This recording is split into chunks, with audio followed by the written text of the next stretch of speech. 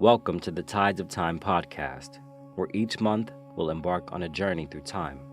Join me as we dive deep into the pivotal moments and influential figures that have shaped the history of our Navy. I'm MC2 Carson, and today we will be exploring the bombing of USS Cole on October 12, 2000. This attack exposed crucial weaknesses, prompting a major evolution in Navy damage control training. The bombing demonstrated the Navy's resilience and ability to adapt and respond to threats. This retelling of the attack on USS Cole is based on historical events and accounts, but it has been dramatized for storytelling purposes. While efforts have been made to maintain accuracy, certain liberties may have been taken with timelines to enhance narrative flow. Listeners are encouraged to consult authoritative historical sources for a deeper understanding of the USS Cole. Furthermore, this retelling may contain sounds and words that depict violence, warfare, and loss, which may be distressing for some listeners. Listeners' discretion is advised. U.S. Navy officials in Bahrain today said suspected suicide bombers badly damaged in a terrorist attack in Yemen. American sailors were killed, injured, missing. Yemen today, the USS Cole was maneuvered aboard the Norwegian heavy lift vessel Blue Marlin for transport back to the United States. Jackson County plans to give the USS Cole a warm homecoming. The Eagle ship was attacked in October at the port of Aden in Yemen.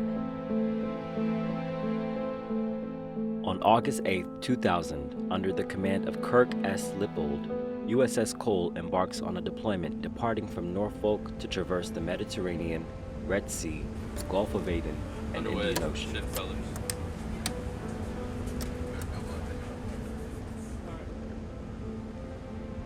The ship reaches Egypt and begins transiting the Suez Canal, the shortest maritime route from Europe to Asia.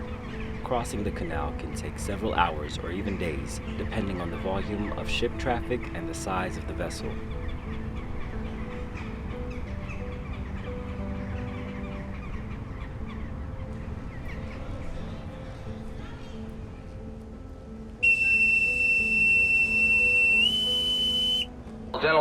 General quarters, all hands man your battle stations. Set material conditions Zebra throughout the ship. Make Zebra report to DC Central.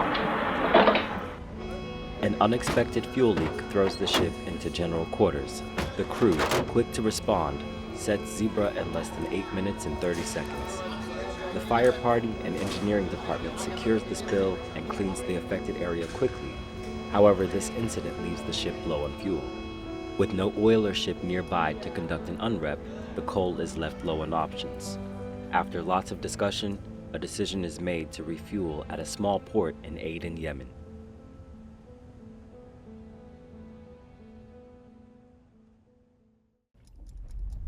Unaware of what lays ahead, Captain Lippold makes a critical decision just before mooring. He orders the ship to be turned around, positioning it to face away from the dock, anticipating the unforeseen. At 9:30 local time, the ship completes their mooring and begins refueling only an hour later.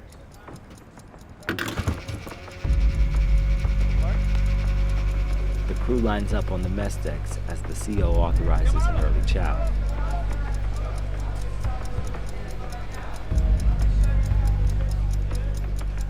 Just outside the skin of the ship, 2 barges depart the Cole carrying waste. 48 minutes into refueling at 11:18 local time, a skiff approaches.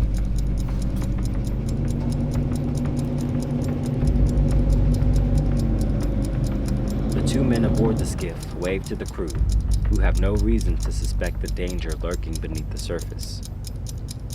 Unbeknownst to them, the skiff carries over 1,000 pounds of explosives.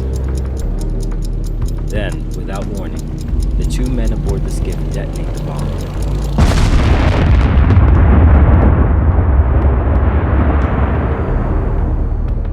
Shattering the morning calm and tearing a 40 by 60 foot hole in the ship's side.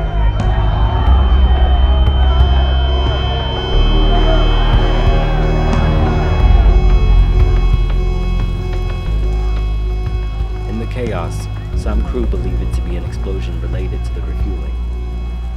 The blast and impact immediately kill 17 sailors and injure many more. The main machinery room floods within moments, cutting off operations and communications.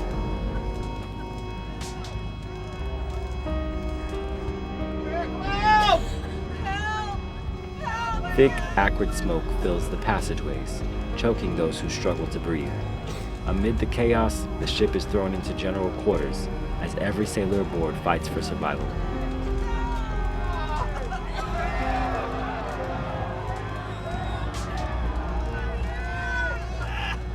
With the ship filling rapidly with water and fire tearing through the hull, the crew's Navy training and discipline become their lifeline. For more than 96 grueling hours, they fight unceasingly against extreme heat and mounting stress, dedicating themselves to relentless damage control. They battle tirelessly to restore stability of the ship's critical engineering systems, a crucial component to its survival. The crew is left to rely on one another, their courage tempered by the fear of the unknown. Even the most junior sailor among them steps into a leadership position. As the sailors battle to regain stability amid the chaos, it becomes painfully clear that they're running out of essential supplies. Food and potable water are nowhere to be found. In the heat of this dire struggle, every sailor who was evacuated from the ship was able to recover, with one exception: Operations Specialist Second Class Timothy L. Saunders. A kid I stood watch with every day, OS2 Saunders. Both of his legs were busted up so bad they were out of shape on the, they were all twisted on the Stoke stretcher that they were carrying him on. And still the same cheery personality. He gives me 2 thumbs up and says, "They're taking care of me, Master Chief," as they're carrying him off on a Stoke stretcher. And he was the only shipmate that made it off the ship and over to the hospital that passed away over there. Every other one that we got off the ship and triaged, to get off soon enough, they made it. The rest of them died before we ever got them off the ship. On my way back off, I see a body covered by a blanket. And I don't know, something told me to look. Nobody told me to do that. I felt like doing that. And I took the blanket off, and it was a shipmate, someone that I actually used to hang out a lot with because we were in the same duty section. And I couldn't tell who he was because he had so much metal. The only reason I knew who he was when I saw his name tag. And that's when the sailor went away and little 19-year-old Amaury Ponciano came to mind, and I just lost it. I started crying. That's the first time that it hit me. There's people injured, hurt, dying. And I just started crying.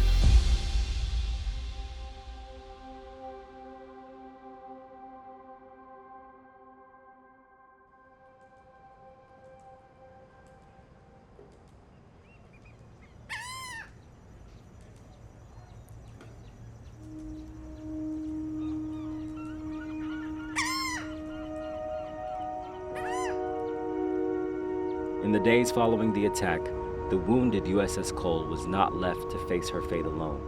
A formidable fleet of 6 ships rallied to her side, a powerful show of solidarity. Joining them were the Marines of the 13th Marine Expeditionary Unit, along with Allied vessels, all united in their mission to protect and support their stricken comrade. After receiving emergency repairs, Cole departs Aden, Yemen, and is carefully lifted onto the Blue Marlin. Heavy lift vessel tasked with carrying her safely home. On December 13th, they reach Pascagoula, Mississippi, where she undergoes extensive repairs at Huntington Ingalls shipyard. When I left her, she was on stilts down in Pascagoula with big holes in the side of them, removing the main engines, repairing the 40 by 60 foot hole in the side with the American flag flying aft. That's the way I had to leave her. I was saddened. I would have never thought in my life that I'd have to go through something like that. But when she was fixed, put back, it was pride. Because we told them son of a bitches that we were not defeated and that we were coming back.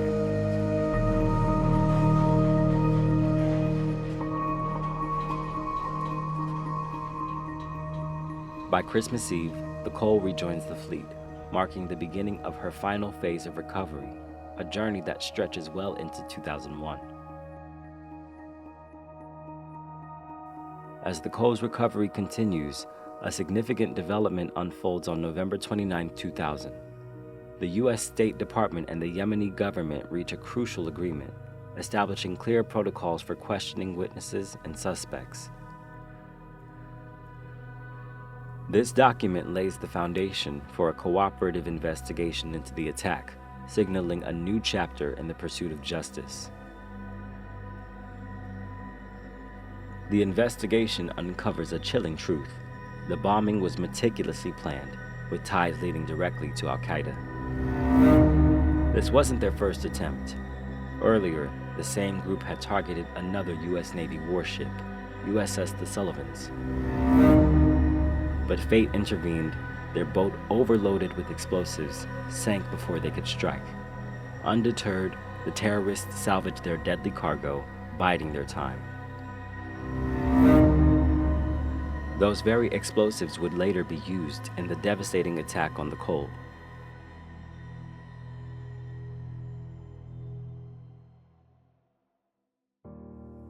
Following the attack on USS Cole, the Navy increases the damage control training administered at boot camp. This training aims to equip recruits with the skills needed to handle a variety of damage control challenges. In 2007, Battle Stations 21 is formed. A simulation is conducted aboard a realistic destroyer replica, USS Trayer. Recruits perform damage control protocols under demanding conditions in order to graduate. Upon completion of Battle Stations 21, Navy recruits are awarded an official ball cap. This tradition symbolizes their official status as sailors in the Navy. Battle Stations 21 is certainly the most significant training the recruits receive in terms of emotional impact. These recruits are getting out of it exactly what's intended, and that is that emotional shock and to go through some fear, and no place else does that like we do it here. The Cole is being honored every day with the recruits that come through this trainer. So for me, a USS Cole survivor, to be working here, I can't imagine ever doing anything else. It is immensely rewarding. The attack on USS Cole stands as a stark reminder of the ever-present dangers faced by our sailors on the front lines. The scars left by that day have reshaped the Navy's approach to damage control and readiness, embedding hard-won lessons into the very fabric of our fleet. Even now, as new sailors step aboard their ships, they carry with them the weight of history, honoring the legacy of the Cole and ensuring that the courage and sacrifices of those who served will never fade from memory.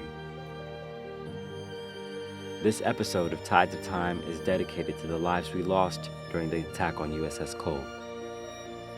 Lieutenant Junior Grade Andrew Triplett, ETC Richard Costello, EW1 Kevin Rux, HT2 Kenneth Clodfelter, EN2 Mark Nieto, EW2 Ronald Owens, OS2 Timothy Saunders, MS3 Rochester Santiago, MSSN Lakina Francis, ISSN Timothy Ghana, SMSN Sharon Gunn, ISSN James McDaniels, Seaman Lakiba Palmer, ENFN Joshua Parlett, Fireman Patrick Roy, Fireman Gary Swinkonis Jr., Seaman Craig Wibberley,